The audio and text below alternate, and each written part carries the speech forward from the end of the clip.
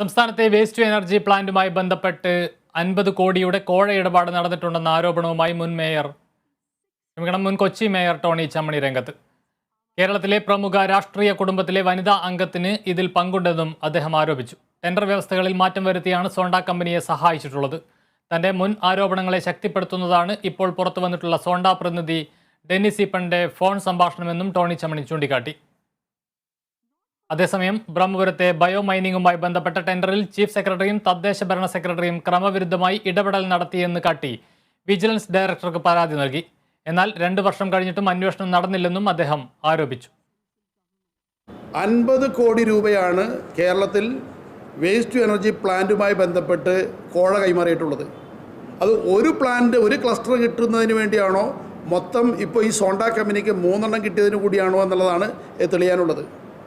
HDFC ബാങ്കിൽ നിന്നും HSBC ബാങ്കിലെ വിദേശ അക്കൗണ്ടിലേക്കാണ് 50 കോടി രൂപ കൈമാറ്റപ്പെട്ടിട്ടുള്ളത്.